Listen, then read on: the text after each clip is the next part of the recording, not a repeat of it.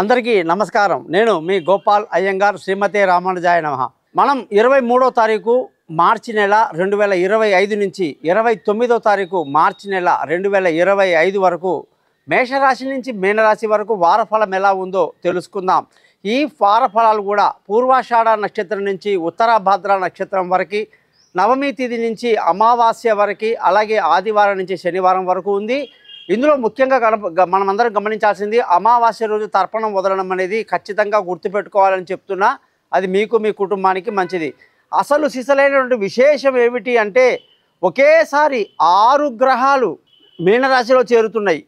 ఈ మీనరాశిలో ఇన్ని గ్రహాలు ఏదో పెళ్ళికి వచ్చిన బంధువుల్లాగా ఒక కుటుంబంలో చేరినట్టుగా, అందులో బుధుడు, సూర్యుడు, రాహు, అలాగే శుక్రుడు, శని, చంద్రుడు కూడా ఉత్తరాభాద్ర నక్షత్రం ఆఖరి రోజు శనివారం నాడు శని కూడా అందులో చేరిపోతున్నాడు మీనరాశిలో. ఒకేసారి ఇన్ని గ్రహాలు ఉండడం అనేది కూడా ఒక గొప్ప విశేషం. ఎప్పుడో కానీ విచిత్రాలు జరగదని గుర్తుపెట్టుకోవాలి. అలాగే కుజుడు మీనరాశిలో, కేతు కన్యారాశిలో సంచరిస్తున్నాడు. ఈ విధమైనటువంటి గ్రహ పరిస్థితిలో మనం ఈ యొక్క నవగ్రహ ఈ యొక్క 12 రాశులకు ఎలా ఉందో తెలుసుకునే ముందు శని గురించి ఒక ముఖ్యం తెలుసుకోవాలి. మనం అన్ని గ్రహాలు కూడా ఒక రాశిలో నెల మహా అయితే చంద్రుడు 2.5 రోజులే ఒక రాశిలో ఉంటాడు. అలాగే సూర్యుడు, బుధుడు, శుక్రుడు వీళ్ళందరూ నెల రోజుల కంటే ఎక్కువగా ఉండరు. నెల రోజులైతే వాళ్ళు మారిపోతుంటారు. కుజుడు ఇప్పుడు స్తంభించాడు కానీ జనరల్గా 45 రోజులు అలా మారిపోతూ ఉంటారు. అటువంటి పరిస్థితిలో గురువు 1 సంవత్సరం ఒక రాశికి పడితే శని 2.5 సంవత్సరాలకు కానీ ఒక రాశి మారాడు. అంటే 30 నెలలు అన్నమాట.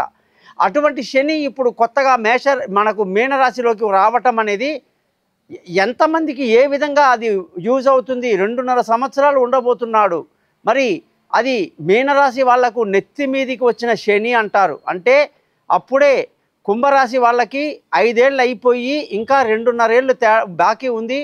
మీనరాశి వాళ్ళకి ఇంకా 5 సంవత్సరాల ఏలినాటి శని ఉంటుంది. ఇప్పుడు కొత్తగా మేషరాశి వాళ్ళకి ఏలినాటి శని 30వ తారీఖు నుంచి మొదలవుతుందన్నమాట, 29 నుంచి. కాబట్టి ఈ ఏలినాటి శని రావటం వల్ల మేషరాశి వాళ్లకు ఎటువంటి జాగ్రత్తలు తీసుకుంటూ ఉంటే మంచిది, మీనరాశి వాళ్ళకి నెత్తి మీద శని రావటం వల్ల వాళ్ళు ఎటువంటి జాగ్రత్తలు తీసుకుంటే మంచిది, సింహరాశి వాళ్ళకి అష్టమంలోకి అంటే 8వ ఇంట్లోకి శని వస్తున్నాడు. శని ఎవరికి స్నేహితుడు, ఎవరికి శత్రువు అని మనం ముందు గమనించాలి. సూర్యుడికి పరమశత్రువు, కుజుడికి పరమశత్రువు. వీళ్ళని చూసి శని నిజంగా భయపడతాడు, వీళ్ళ జోలికి రాడు. అలాంటిది కొందరికి మిత్రులు అంటే గురుగ్రహానికి మిత్రుడే.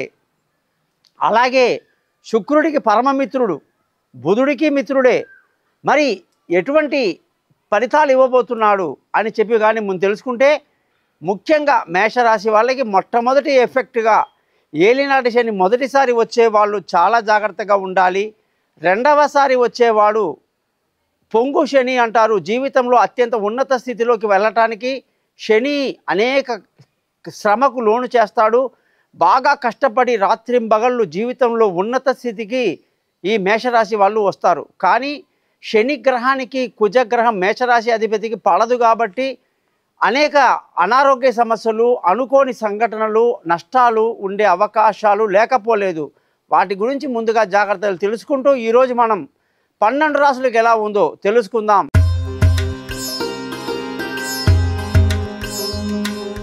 మిథున రాశి వాళ్ళకి 23వ తారీఖు మార్చి నెల 2025 నుంచి 29వ తారీఖు మార్చి నెల 2025 వరకు వారఫలం ఎలా ఉందో చూద్దాం. మిథున రాశి వాళ్ళందరికీ కూడా శని యొక్క ప్రభావం 9వ ఇంట్లో కుంభరాశిలో ఉన్న శని దశమంలోకి అంటే 10వ ఇంట్లోకి రావటం అనేది జరిగింది. దీని ప్రభావం వల్ల మిశ్రమ ఫలితాలు ఏర్పడతాయి. శని మహాపాపి, పాపగ్రహం కాబట్టి పాపి ఎప్పుడు పాపస్థానంలోనే ఉంటే మంచిది.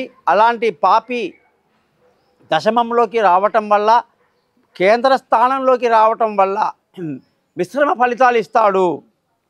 ముఖ్యంగా ఈ రాశి వాళ్ళందరికీ శని అష్టమాధిపతిగా, భాగ్యాధిపతిగా ఉన్నాడు. మరి ఈ విషయంలో ఆరోగ్యం పట్ల శ్రద్ధ వహించడం, వాహనాలు నడిపేటప్పుడు జాగ్రత్తలు వహిస్తూ ఉండడం, అలాగే అదృష్టం అంటే తండ్రి స్థానం లేదా మామగారి స్థానం, అలాగే పెద్దల ఆశీస్సులు, ఆస్తులు పెద్దల నుంచి రావటం, ఇవన్నీ కూడా శని ఆధిపత్యం వహిస్తున్నాడు. అదృష్టాన్ని కూడా శని అధిపతి, ధర్మ మార్గంలో నడవాలన్నా శని అధిపతి కాబట్టి మీరందరూ కూడా శని గ్రహానికి తగిన పరిహారాలు చేసుకోవటం వల్ల అదృష్టవంతులు అవుతారు. శని మిమ్మల్ని అనుగ్రహిస్తాడు.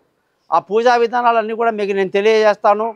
ఈ వారంలో మీకు సంతోషంగా ఆనందంగా గడుపుతారు. విందులు వినోదాల్లో పాల్గొంటారు. ఆనందంగా అన్ని కార్యక్రమాల్లో విజయవంతంగా పూర్తి చేసుకుంటారు.